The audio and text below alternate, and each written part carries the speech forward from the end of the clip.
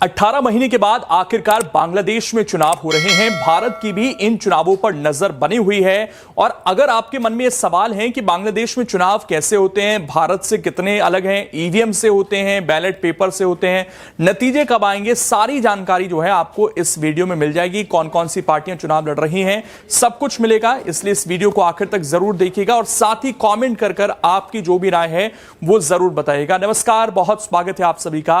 मैं हूं आपके साथ लोकेंद्र त्यागी। ज्यादातर समय जो है वो बांग्लादेश के प्रधानमंत्री जो रही वो दो महिला रही, खालिदा जिया और इसके बाद शेख हसीना, लेकिन दोनों ही इस चुनाव में नहीं है। शेख हसीना की पार्टी को तो चुनाव लड़ने नहीं दिया जा रहा, खालिदा जिया का निधन हो गया, उनके बेटे जो हैं इस चुनाव में लड़ रहे हैं। कुल कितने वोटर हैं चुनाव में? 12 करोड़ 77 लाख की संख्या है जो वोट कर रहे हैं, जिसमें 6 करोड़ 48 लाख पुरुष हैं और 6 करोड़ 28 लाख महिलाएं हैं। युवा वोटर्स इसमें जो बताए जा रहे हैं जेन ज़ी, जिन्हें कहा जा रहा है, करीब 5 करोड़ 60 लाख हैं और कुल उम्मीदवार जो हैं इस चुनाव में लड़ रहे हैं वो हैं 1981। आगे बढ़ते हैं और देखते हैं कि आखिरकार कितनी सीट हैं बांग्लादेश के अंदर। तो बांग्लादेश के अंदर वैसे तो 350 सीट हैं, लेकिन चुनाव होते हैं 300 पर। 50 जो है वह नॉमिनेट होते हैं।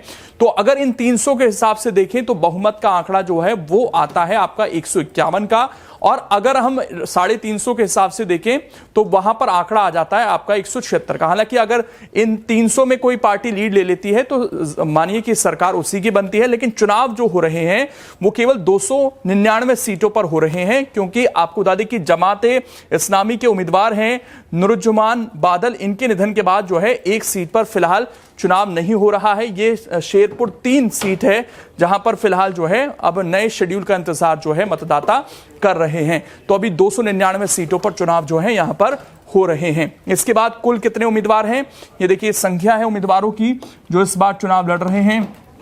1981 उम्मीदवार हैं, इनमें लगभग 1700 प्रत्याशी जो हैं विभिन्न राजनीतिक दलों से लड़ रहे हैं, यानी कि पार्टियों से। 249 जो हैं निर्दलीय चुनाव लड़ रहे हैं। महिला भागीदारी अभी भी सीमित है और आपको बता दें कि राजनीतिक दलों ने 63 महिला उम्मीदवारों को उतारा है और करीब 13 महिलाएं निर्दलीय रूप से चुनाव इसमें लड़ रही हैं। जिस बांग्लादेश में अगर देखें तो महिलाओं का राज रहा, वहां पर महिला भागीदारी अभी भी काफी कम है और कुल 76 महिलाएं ही चुनाव लड़ रही हैं 1981 में। तो ये संख्या अपने आप में बेहद कम हो जाती है। इसके बाद आगे बढ़ते हुए बात करते हैं उन पार्टियों की जो इसमें चुनाव लड़ रही हैं।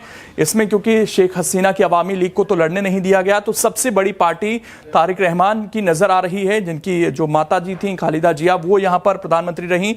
बांग्लादेश नेशनलिस्ट पार्टी BNP नाम है। शफीकुर रहमान, ये थोड़ी कट्टरपंथी ताकतें जो मानी जाती हैं, इनकी पार्टी जमात इस्लामी।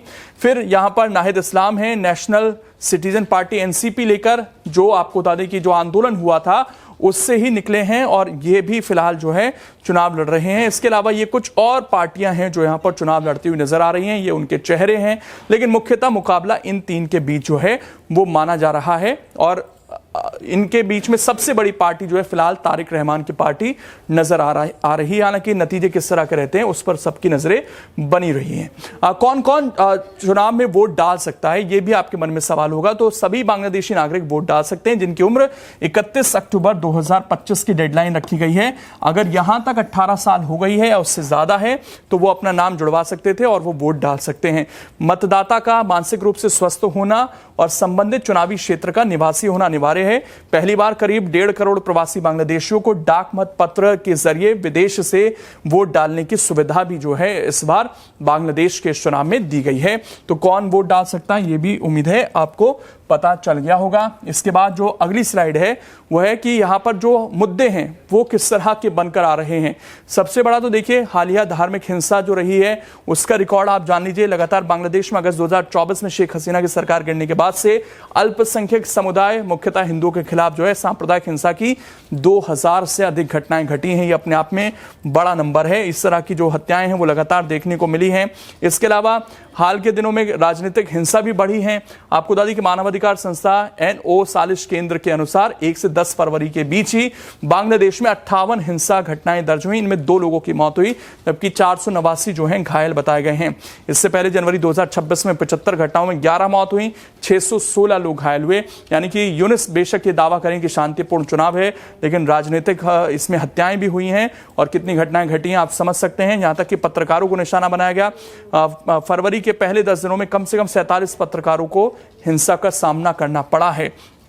और दिसंबर में 11 पत्रकारों पर हमले हुए थे। तो आप समझ सकते हैं कि पत्रकारों को भी यहां पर निशाना बनाया जा रहा है। इसीलिए सुरक्षा के कड़े इंतजाम की बात जो है यहां पर की जा रही है। आपको बता दें कि शांति व्यवस्था बनाए रखने के लिए 92,500 सैन्य कर्मियों को तैनात किया गया है, जो 1971 के बाद सबसे बड़ी तैनाती जो है यहां पर की गई है। और कुछ विदेशी नजर भी जो है इस चुनाव पर बनी हुई है, क्योंकि बांग्लादेश को दिखाना है कि निष्पक्ष तरीके से चुनाव हो रहे हैं। तो इसमें बताया गया कि यूरोपीय संघ के 150 सदस्य मिशन और अन्य अंतर्राष्ट्रीय संगठन के पर्यवेक्षक जो है चुनावी प्रक्रिया पर नजर अपनी बनाए हुए हैं। कुल मिलाकर 330 अंतर्राष्ट्रीय पर्यवेक्षकों की चुनाव प्रक्रिया पर नजर जो है वो बनी हुई है। ये जानकारी जो है यहां पर निकलकर सामने आ रही है। नतीजों की घोषणा बांग्लादेश में कब होगी? आपको पता है भारत में तो जो है जब मतदान होता है उसके कुछ दिन बाद जो है नतीजे सामने आते हैं। यहां पर जो है 13 फरवरी तक, हालांकि आज रात से, भारतीय समय अनुसार आज रात से ही जो है काउंटिंग जो है वहां पर शुरू हो जाएगी, लेकिन जो नतीजे हैं वो कल सुबह 13 तारीख तक आपको पता चल पाएंगे। और इसके अलावा अगर हम बात करें कि भारत से ये चुनाव कितना अलग है, तो भारत से काफी अलग है यहाँ का चुनाव। यहाँ पर विधानसभा नहीं होती है। भारत में तो एक लोकसभा का चुनाव होता है, लेकिन यहाँ पर जो है विधानसभाएं नहीं होती हैं, सिर्फ संसदीय क्षेत्र होते हैं। भारत में 2 सदन होते हैं, लोकसभा और राज्यसभा, लेकिन यहां पर ऐसी कोई व्यवस्था नहीं है। एक ही सदन है जिसके लिए मतदान यहां पर हो रहा है। तो भारत से इनकी प्रक्रिया काफी अलग है और जो मतदाता हैं वो सुबह से वोट डालने जा रहे हैं। कुछ लोगों के चेहरे पर खुशी भी है कि आखिरकार वहां पर मतदान हो रहा है। बैलेट या फिर ईवीएम, ये सवाल भारत में तो बड़ा चर्चा में रहता है। तो यहां पर किस तरीके से चुनाव हो रहा है ये भी जान लीजिए आप। आपको बता दें कि बांग्लादेश में मतदान पूरी तरह मतपत्र यानी बैलेट पेपर से ही हो रहा है। यहां पर 2 चुनाव हैं। आपको बता दें कि यहां पर एक जनमत संग्रह भी हो रहा है। संसदीय चुनाव के लिए सफेद मतपत्र इस्तेमाल किए जा रहे हैं, जबकि जुलाई चार्टर जनमत संग्रह के लिए रंगीन मतपत्र दिए जा रहे हैं। तो ये पूरी व्यवस्था है इस चुनाव की। उम्मीद है कि सारी जानकारी जो है आपको इस वीडियो के जरिए मिल गई होगी। वीडियो अच्छा लगा तो ज्यादा से ज्यादा लाइक और शेयर जरूर कर देना। अगर आप ये वीडियो YouTube पर देख रहे हैं तो हमारे चैनल को सब्सक्राइब कर बेल आइकन दबाएं, और Facebook पर देख रहे हैं तो हमारे पेज को लाइक करें।